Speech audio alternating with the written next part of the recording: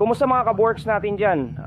BGE Motorcycle, Motorworks. So yun, meron tayo dito M3. So kanina, hindi ko na siya na-videohan, pero ito, nasa 11 lang yan.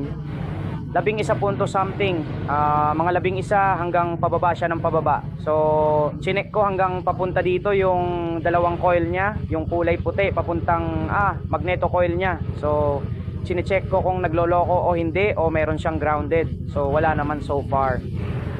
Kaya diretso ako dun sa regulator.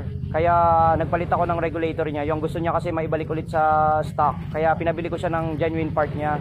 Kaya yun lang mga guys, konting kaalaman lang para makatulong sa mga baguhan ng mekaniko. Kaya kung nagloloko yung regulator, makikita nyo kung may voltmeter yan. Kaya kung may voltmeter yan, pag maayos ang voltmeter, aangat siya. Ayan, magre-recharge yan. Ayan, nakita nyo.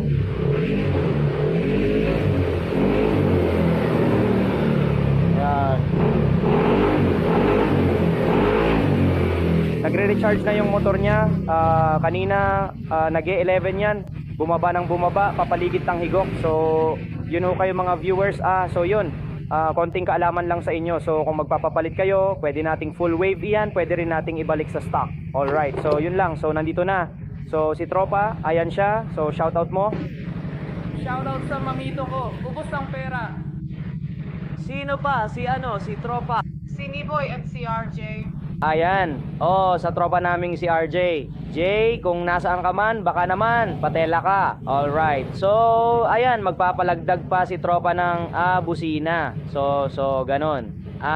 Nakalagay na busina sa kanya, yun. So wari yung gumawa ng una nitong motor niya, ang galing. So yun lang. So kung maglalagay ka ng ganito, kailangan